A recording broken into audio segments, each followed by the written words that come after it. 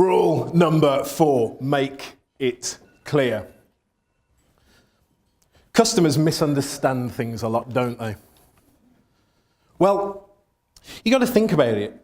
We create our products and services, or if we don't create them directly, we get training on them. And once somebody shouted out from the crowd, "We give them instruction manuals, James." Okay. But customers don't always read them. And it's exactly the same in the music world. Fans don't always read the lyrics. And if you listen to a song without reading the lyrics, it leaves the song open to misinterpretation. You can mishear what the singer is singing, and you can misinterpret the message of the song. I do this all of the time. But the thing is, when I find out that I've been singing the wrong lyrics to a song for years, I don't blame myself, I blame the artist. Just like customers, when they find out that they have misunderstood something about your product or service, they don't blame themselves, they blame you. Now, my wife hates me for this, hates me. Because we'll be driving down the road and she'll be listening to something on the radio and singing along, and she'll sing the words and I'll stop and say, whoa, hang on a second, what did you do? What did you just say? And she'll tell me. And I'll go, I thought it was whatever. So I'll tell her that. It's great for me, because from that point forward, I will never hear the song wrong again. But it is awful for her, because from that point forward, she will never hear the song right again. But don't worry, guys, I'm not going to leave you out. I'm going to ruin some songs for you too. So, play along with this. Does anybody know what this is? Yeah, pterodactyl, fantastic. Yeah. Does anybody know what this is? It's a beaver. Well done, guys. You're a good bunch. Does anybody know what this is? Yeah, it's a pterodactyl beaver. Thank you. Well done. Now, did you guys know that was a thing? You'd be like, no. Of course not. I thought it was a thing, and it was Beyonce's fault, and this is why, hopefully.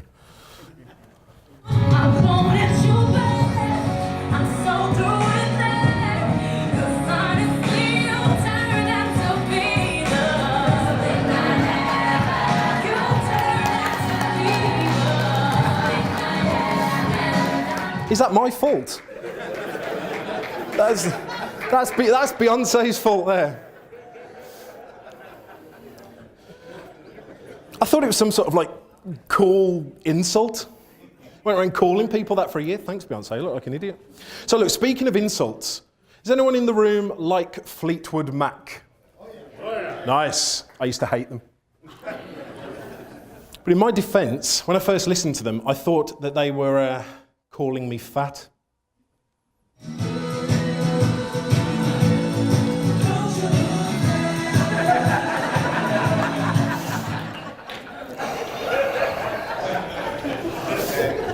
But then, of course, I subsequently realised that isn't what they were saying, and I became a very big fan of Fleetwood Mac. Have we got anyone in the room called Colin? Any Collins in the room? Oh, yeah. I mean, this only actually works if you are called Colin. Sir, are you actually called Colin? Yes, now. Okay, right, well, Colin, you know when people play Fleetwood Mac, can you hear it? Yeah. Oh, you sure? Yeah. Okay, well, there was a period of time that I thought people called Colin could not hear Fleetwood Mac songs. Can you hear me, Colin? Thank you. So, there's a lot of division in the world. It's sad. But there's one thing that brings people together, and that is music. And usually, 9 times out of 10, people you meet will be Fleetwood Mac fans. That's something we can find common ground on. But I'm going to give you another one in case you find somebody that isn't a Fleetwood Mac fan. We can probably all unite around our hatred of Nickelback. So, For those of you that don't know who Nickelback are, right, Nickelback are to music what Comic Sans is to fonts. Okay. There's loads of reasons to dislike Nickelback.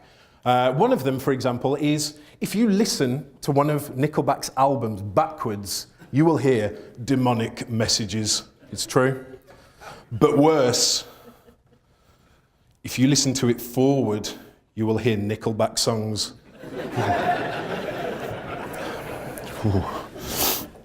Anybody ever read Little Women or seen the movie? I stayed away from it because I thought Nickelback was warning me off. It must have been so bad. Little women must have damn near killed you. Stayed away. I don't want to get damn near killed. So, speaking of things that can kill you, does anybody know what this is? It's a shark. Does anybody know what this is? It's a pet shark. Anybody got a pet shark? No? No. That's crazy. But hypothetically, if you did have a pet shark, would you ever, I don't know, hit anybody with it? No, you wouldn't do that.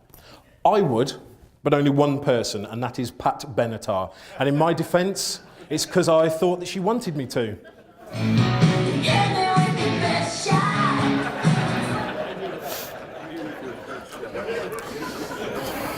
Yep. So look, a lot of people are scared of sharks, which is quite reasonable. They've got big old teeth, they can eat you. And you can usually tell when someone's scared. There's some visible signals. Maybe their hands shake, maybe their voice trembles, maybe they sweat. Coldplay have got a very, let's say, innovative way of discovering if somebody is scared or not.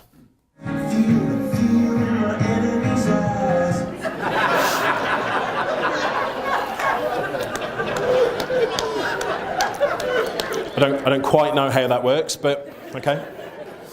And staying in that region, there's people do have tells when they're scared, and Selena Gomez has got a big tell when she's scared.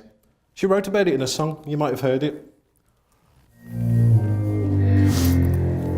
I'm 14K. Hang on, what did she say? I'm 14K.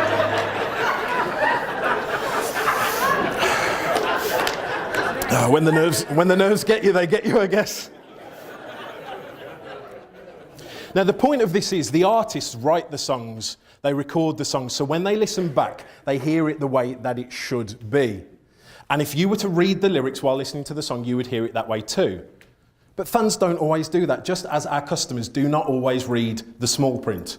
So my recommendation here is make things as simple and as easy as humanly possible, or do not be surprised when a customer thinks you have said something or promised something that you haven't.